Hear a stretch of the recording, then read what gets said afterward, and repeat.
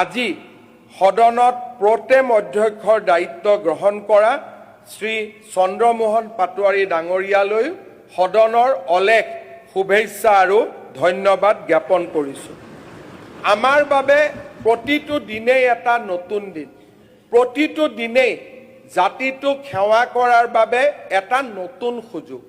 আজিৰ দিনটোতো সদনে আৰু এটা নতুন অভিলেখ চন্দ্ৰমোহন পাটোৱাৰী ডাঙৰীয়াৰ নেতৃত্বত নিৰ্মাণ কৰিবলৈ সক্ষম হ'ল।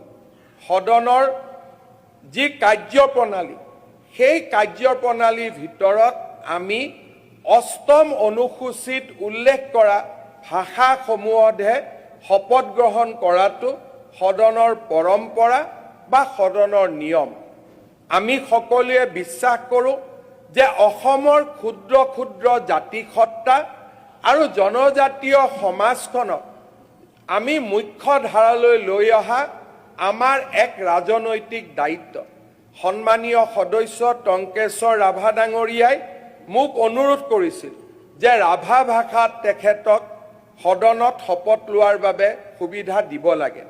সদনত আলোচনা কৰি মই দেখা পাইছিলোঁ যে অষ্টম অনুসূচীত ভাষা অন্তৰ্ভুক্ত নহ'লে আমি শপত গ্ৰহণ কৰিব নোৱাৰোঁ। ৰাতিপুৱা সন্মানীয় মন্ত্ৰী অতুল বৰা ডাঙৰীয়া, প্ৰোটেম অধ্যক্ষ চন্দ্ৰমোহন পাটোৱাৰী ডাঙৰীয়াৰ লগত আমি আলোচনা কৰি এটা ঐতিহাসিক সিদ্ধান্ত লৈছিলোঁ যে অষ্টম অনুসূচীত নাথাকিলেও ৰাভা, কাৰ্বি, ৰাজবংশী বিভিন্ন ভাষাত আমাৰ সদস্যসকলে শপত ল'ব। তাত কেতিয়াও নীতি আৰু নিয়ম বাধাৰ প্ৰাচীৰ হ'ব নোৱাৰে। আজি সদনে আৰু এটা নতুন অভিলেখ সৃষ্টি কৰিলে যে প্ৰথমবাৰৰ বাবে সদনৰ বুৰঞ্জীত, ইমান দিনৰ বুৰঞ্জীত প্ৰথমবাৰৰ বাবে ষষ্ঠ অনুসূচীৰ বাহিৰত গৈ কাৰ্বি ভাষাত কাৰ্বি বিধায়কসকলে শপত লোৱাৰ সুবিধা পালে। ৰাভা বিধায়কসকলে ৰাভা ভাষাত শপত গ্ৰহণ কৰাৰ সুবিধা পালে। আমাৰ ৰাজবংশী বিধায়কসকলে ৰাজবংশী ভাষাত শপত লোৱাৰ সুবিধা পালে। মই ভাবোঁ যে আজিৰ সদনে সমগ্ৰ অসমবাসীলৈ প্ৰথম দিনটোতে এটা একতা আৰু সমন্বয়ৰ এটা বলিষ্ঠ বাৰ্তা প্ৰেৰণ কৰিবলৈ সক্ষম হ'ল।